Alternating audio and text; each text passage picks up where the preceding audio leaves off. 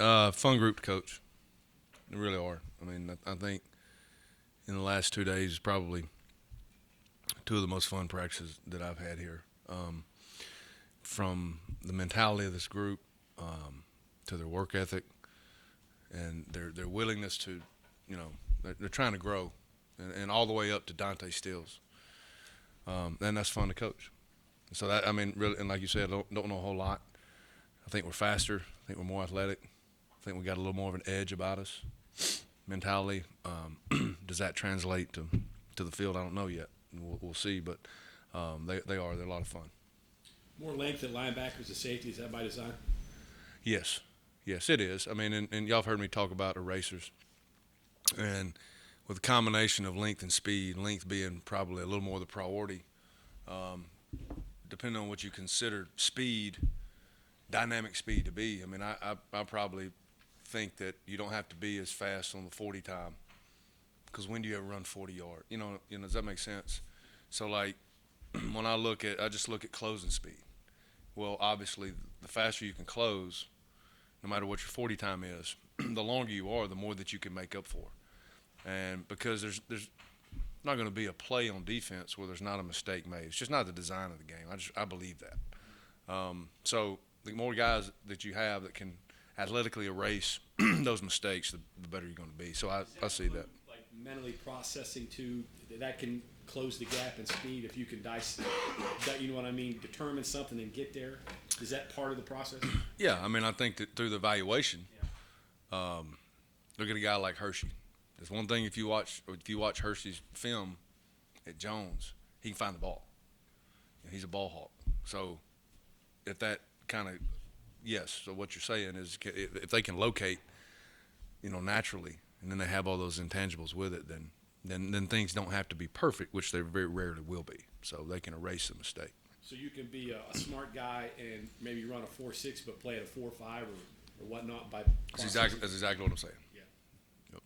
What are the things that specifically that length bring you at linebacker? And I mean, obviously getting hands in pass routes, but some of the other things that length helps you at a couple of those positions.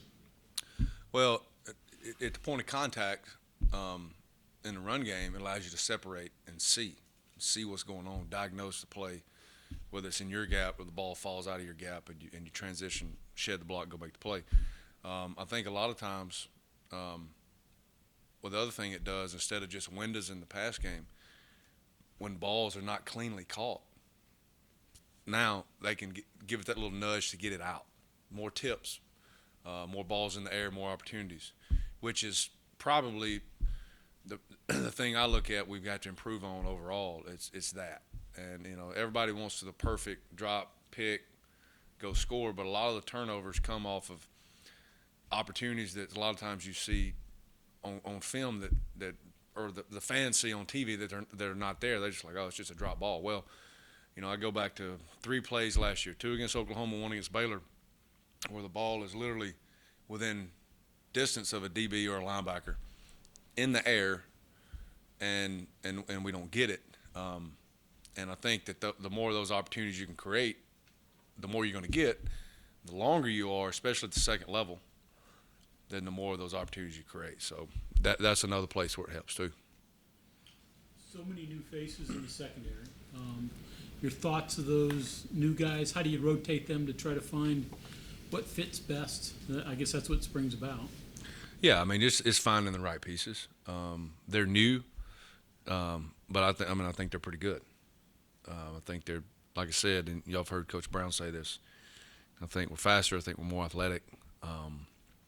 Those guys that we've had here, take a guy like Andrew Wilson-Lamp with his intangibles, which is length.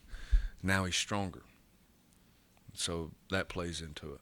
It's just over the next 13 practices, it's finding the right pieces. But I love the pieces that are there.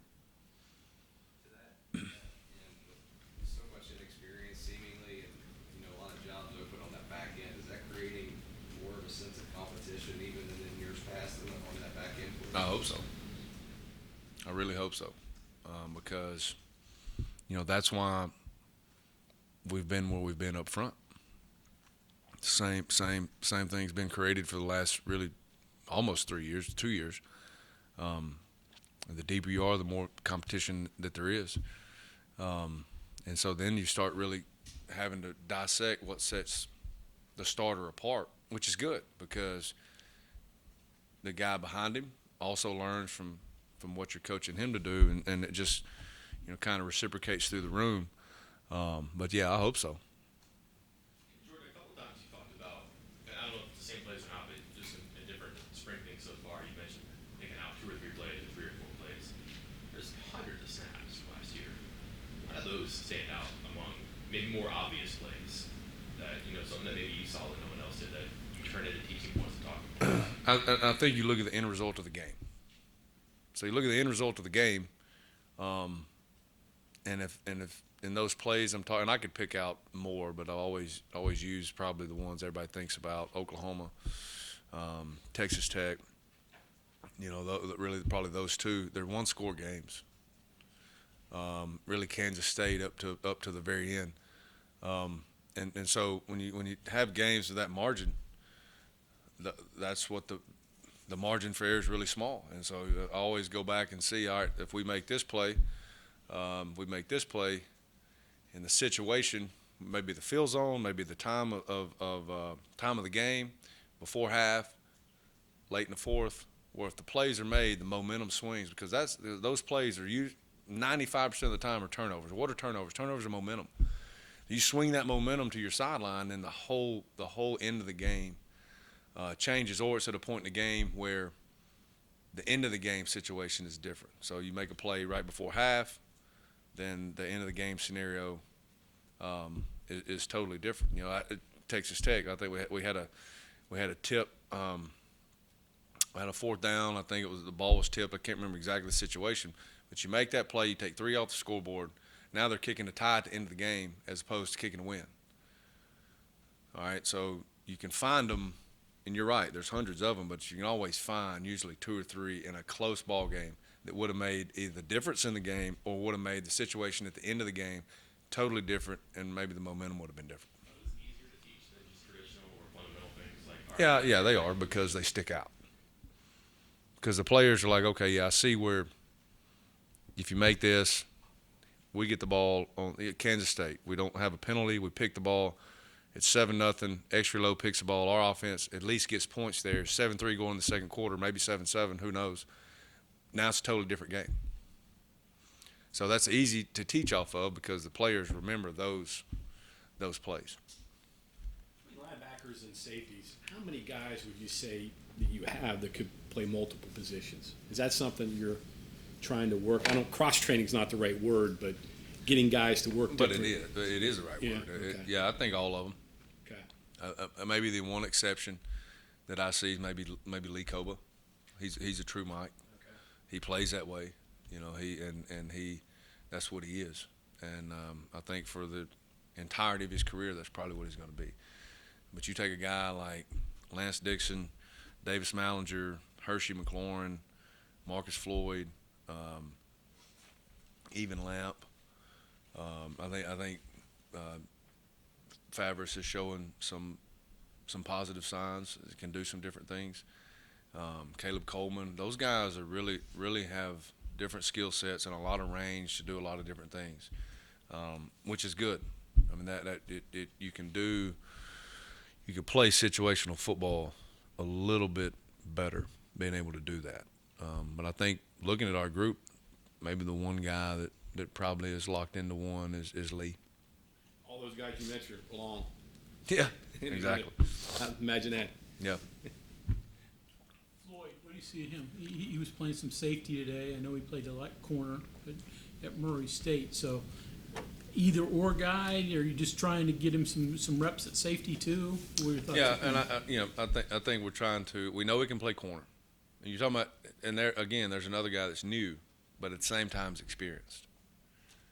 May not be experienced here, but he has a lot of experience. So I think it's more.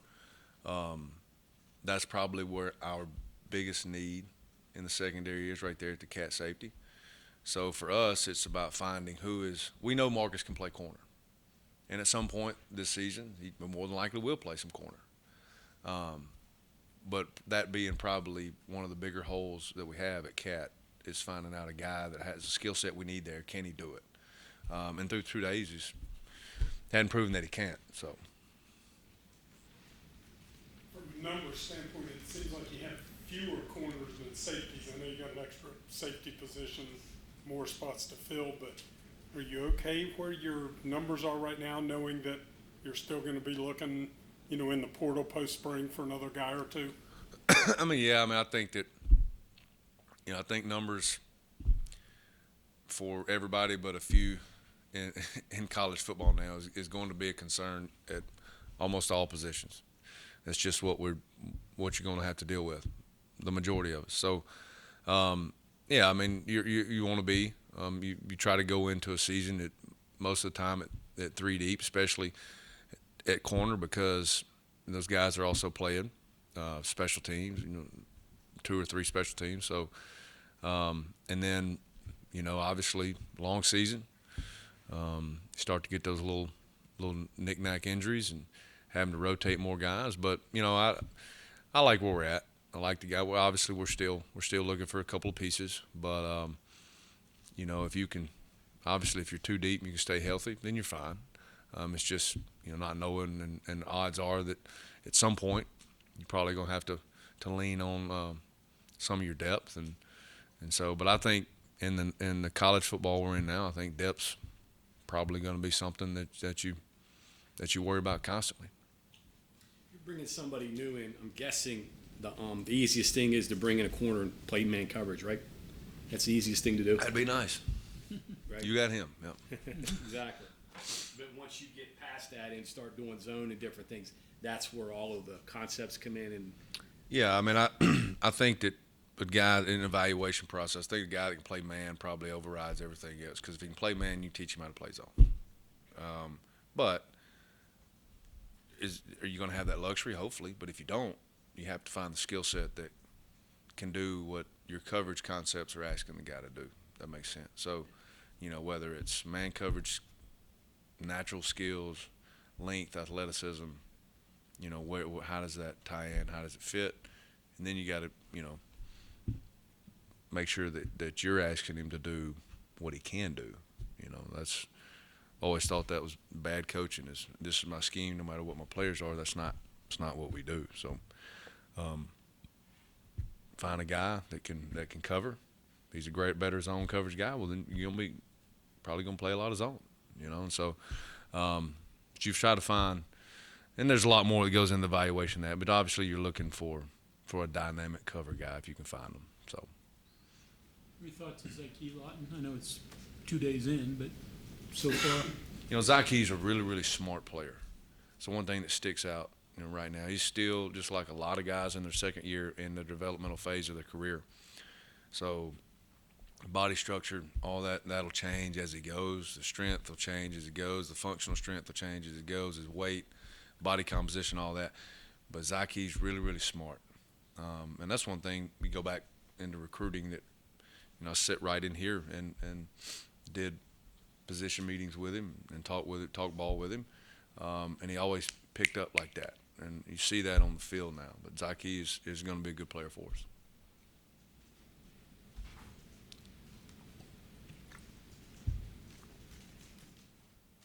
Anything else for Coach? Thank you, sir. Thanks, guys.